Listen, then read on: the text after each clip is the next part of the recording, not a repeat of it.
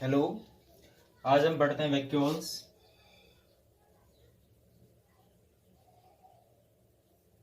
For 11th class.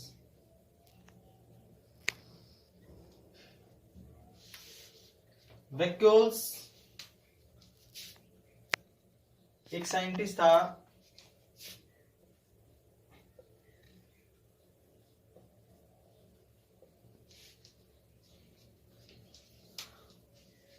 स्पेलेंजानी। अजीब सा नाम है थोड़ा सा। इस स्पेलेंजानी साइंटिस्ट ने डिस्कवर किया था इसको।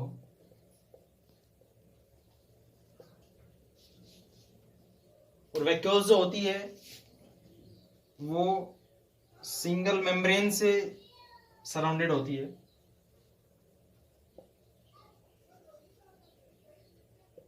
ठीक है, तो मेम्ब्रेनस सिंगल ऑर्गेनेल्स मतलब सिंगल मेम्ब्रेन जो होती है उससे सराउंडेड होती है, जिसको हम बोलते हैं टोनोप्लास्ट।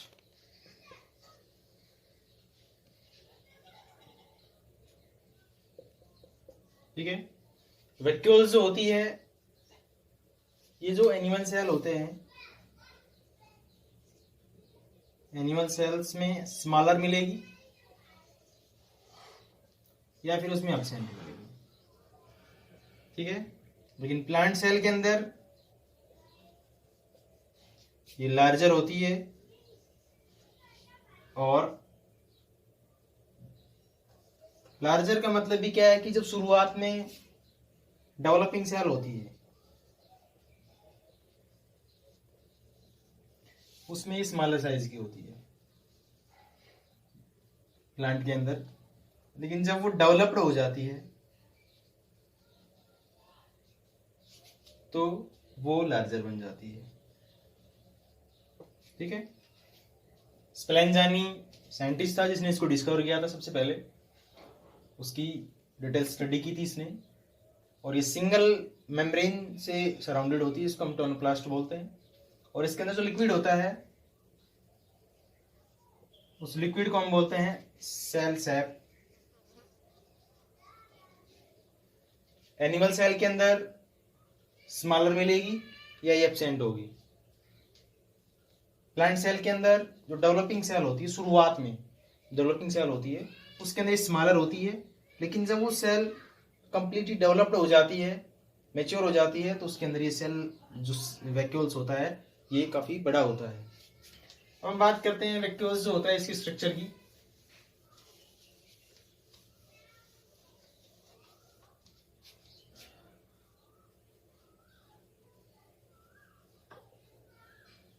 स्ट्रक्चर जो होता है, अगर हम बात करें प्लांट सेल की,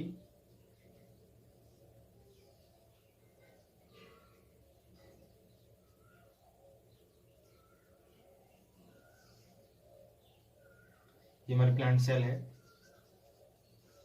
और इसके अंदर ये वैक्यूल होती है।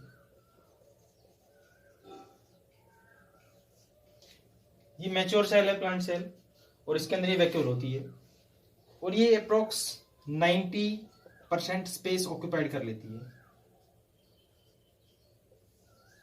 टोटल सेल का जो 90% स्पेस होता है वो ये वैक्यूल घेर लेती है। इसकी वजह से इसके अंदर जो न्यूक्लियस होता है वो, उसके अलावा साइटोप्लाज्म, वो पुश हो जाता है टुवर्ड्स पेरिफेरी।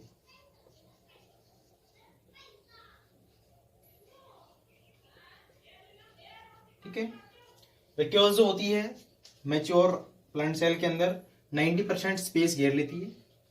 टोटल सेल का जो स्पेस होता है उसका 90% ही ऑक्यूपाइड कर लेती है। और इसकी वजह से एक्चुअली में जो न्यूक्लियस होता है उसकी पोजीशन अगर हम एनिमल सेल के अंदर देखते हैं तो वो सेंट्रिक पोजीशन होता है, सेंटर के अंदर होता है। लेकिन इसके अंदर ये जो साइटोप्लाज्म और जो न्यूक्लियस होता है ये टुवर्ड्स द पेरिफेरी हो जाता है। ठीक है, पेरिफेरी की तरफ हो जाता है, क्योंकि ऑक्यूपाइड जो मोस्टली जो स्पेस होता है वो इस वैक्यूल्स के थ्रू ऑक्यूपाइड हो जाता है। अगर हम इसकी स्ट्रक्चर की बात करें तो इसकी जो आउटर मेम्ब्रेन होती है, आउटर क्या है, इसमें सिंगल मेम्ब्रेन यूनिट मेम्ब्रेन होती है जिसको हम बोलते हैं टोनोप्लास्ट। ठीक है, और इसके अंदर लिक्विड भरा होता है और ये लिक्विड होता है non living liquid. Non living liquid, जिसको हम बोलते हैं सेल सैप। ठीक है, जो लिक्विड होता है इसके अंदर क्या होता है, ये जो टोनोप्लास्ट होती है ये लाइपोप्रोटीन इन नेचर होती है। ठीक है, इसके अंदर 60% प्रोटीन, 52 से 60% प्रोटीन और 42 से 48% के आसपास इसके अंदर लिपिड होती है। अब इतनी प्रोटीन होती है। अब क्या होता है, ये जो लिक्विड होता है इस लिक्विड के अंदर काफी सारे स्पेशल चीजें होती हैं। वाटर होता है इसके अंदर, ऑर्गेनिक एसिड होता है, विटामिन्स होती है, सॉल्ट हो सकता है और वेस्ट मटेरियल होता है।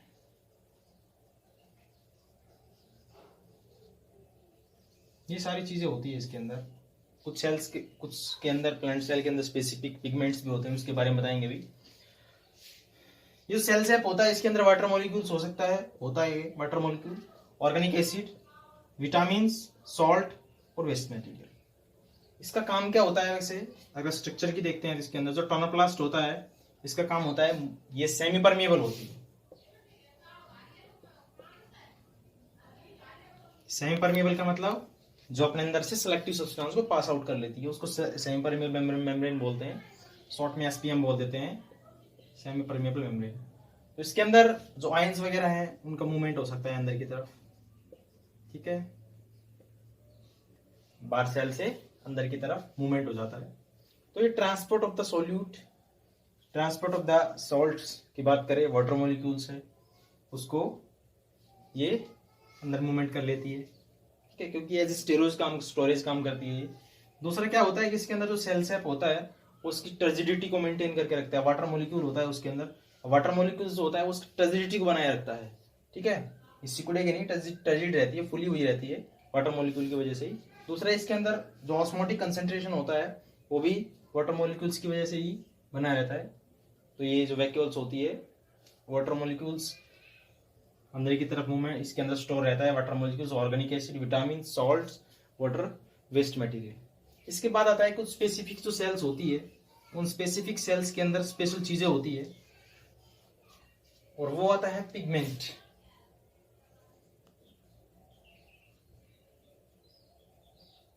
और ये जो पिगमेंट भी होते हैं ये वाटर सोल्यूबल होते हैं।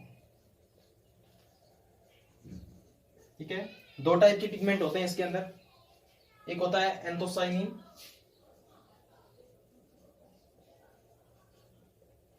और जो दूसरा होता है वो मोस्ट इंपोर्टेंट है एंथोक्लोर। ये दो टाइप के पिगमेंट्स होते हैं। जो एंथोसाइनिन होता है ये वाला और एंथोक्लोर दोनों के दोनों पिगमेंट होते हैं। ये 3 कलर में होता है, रेड कलर में रहता है, दूसरा वॉयलेट ब्लू कलर में रहता है ये, और तीसरा वॉयलेट कलर में रहता है, और ये येलो कलर में रहता है। और नीट में जो क्वेश्चन पूछा जाता है वो यहाँ पे ये पूछा जाएगा कि जो एंथोसाइनिन होता है ये पिगमेंट, ऐसा तो हो नहीं सकता कि वे तीनों कलर देते, लेकिन ये डिपेंड करता है उसके एनवायरनमेंट की वजह से। सेल का जो अंदर का एनवायरनमेंट है वो कैसा है। ठीक है, इसके अंदर का जो एनवायरनमेंट है वैक्यूल्स के अंदर, वो एनवायरनमेंट कैसा है। अगर ये एसिडिक एनवायरनमेंट रहता है, ठीक है, तो ये रेड कलर देगा पिगमेंट जो एंथोसाइनिन होगा।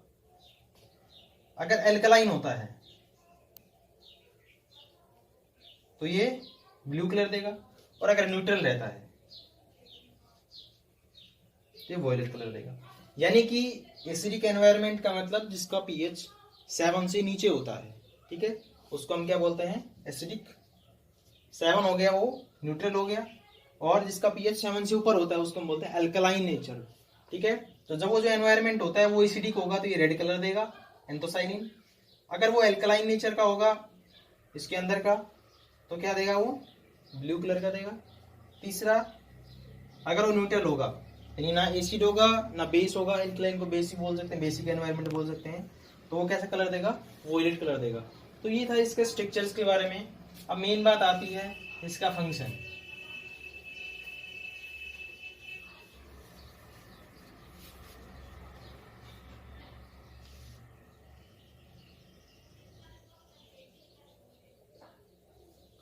फंक्शंस की बात करते हैं तो एक्चुअली में जो वैक्यूल्स होती है उसका काम होता है स्टोरेज का।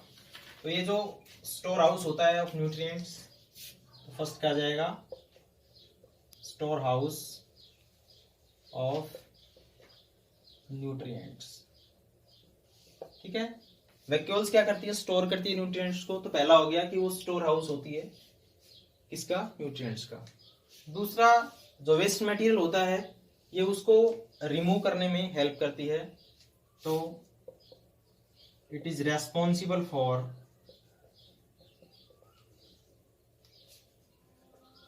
Removing of waste material. ठीक है, वेस्ट मटेरियल मैंने जब बताया था कि जो सेल सेप होता है उसके अंदर वेस्ट मटेरियल होता है। तो वेस्ट मटेरियल, जो सेल का वेस्ट मटेरियल होता है, ये उसको ले लेती है और फिर उसको बाहर एलिमिनेट कर देती है, रिमूव कर देती है उसको। तो ये क्या है कि responsible for the removing of the waste material. तो थर्ड जो आता है वो आता है कि भाई जो इसका सेल सेप होता है, ठीक है, काफी बड़ा होता है ये वैक्यूल जो होता है।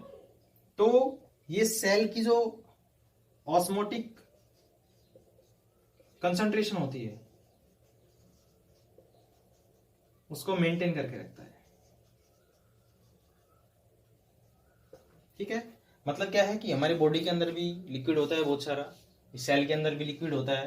वैक्यूल्स 90% ऑक्यूपाइड स्पेस कर रही है, तो उसके अंदर वाटर मॉलिक्यूल्स होते हैं। तो वाटर मॉलिक्यूल्स होते हैं, ऑस्मोटिक कंसंट्रेशन जो होती है उसको मेंटेन करके रखता है, यानी उसको सेल को टर्जिड करके रखता है। ठीक है, श्रिंक नहीं हो पाती उसकी वजह से ही, सेल सेप की वजह से ही।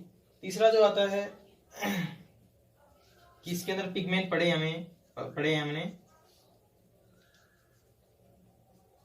एंथोसाइनिन वगैरह।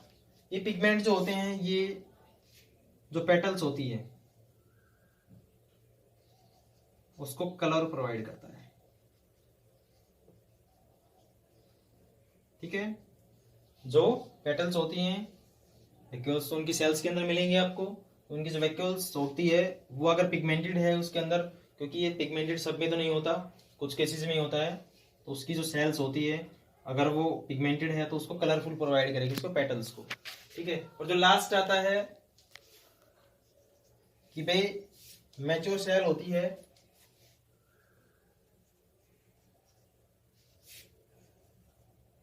कंटेन, या फिर हम बोल सकते हैं स्टोर वाटर मॉलिक्यूल।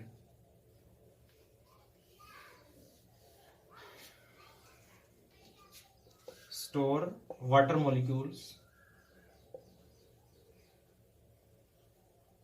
इन वैक्यूल। ठीक है, कि मैच्योर सेल्स होती है वो स्टोर करती है वाटर मॉलिक्यूल्स को इसके अंदर, वैक्यूल्स के अंदर। तो वैक्यूल्स क्या होता है, मेनली हमने पढ़ा है वैक्यूल्स का इंट्रोडक्शन के अंदर की डिस्कवरी किसने की उसकी। ठीक है, प्लांट सेल जो होती है उसमें लार्जर साइज की होती है, एनिमल सेल के अंदर बिल्कुल स्मॉलर साइज की होती है या एब्सेंट होती है। ठीक है, दूसरा स्ट्रक्चर के बारे में पढ़ा, तो स्ट्रक्चर के बारे में हमने ये पढ़ा कि उसकी जो आउटर मेम्ब्रेन होती है वो टोनोप्लास्ट होती है, उसके अंदर जो लिक्विड होता है उसको हम बोलते हैं सेल सेप। उस लिक्विड के अंदर काफी सारी मात्रा में सॉल्ट्स होता है, आयंस होते हैं। ठीक है, सॉल्ट वाटर मॉलिक्यूल्स होते हैं, ऑर्गेनिक एसिड होता है, कुछ के अंदर पिगमेंट होते हैं, एंथ्रोसाइनिन, एंथ्रोक्लोर, 2 टाइप के पिगमेंट होते हैं। ठीक है, वो पिगमेंट डिफरेंट नेचर पे, डिफरेंट एनवायरमेंट कंडीशन पे डिफरेंट कलर देते हैं। उसके बाद क्या कि भाई इसके फंक्शंस क्या हैं। फंक्शन में हमने पढ़ा है कि भाई ये वाटर मॉलिक्यूल को स्टोर करती है, न्यूट्रिएंट को स्टोर करती है, ऑस्मोटिक कंसंट्रेशन जो होती है सेल्स की उसको बनाए रखती है। ठीक है, टर्जिडिटी जो होती है सेल की वो मेंटेन करके रखती है, वेस्ट मटेरियल के रिमूवल में रिस्पॉन्सिबल होती है, तो स्टोर करती है और फिर उसको रिमूव करने में हेल्प करती है। तो वैक्यूल्स जो होती है मोस्ट इंपॉर्टेंट पार्ट होता है किसी भी सेल, प्लांट सेल्स का। तो वैक्यूल्स में इतना ही था। Thank you for today.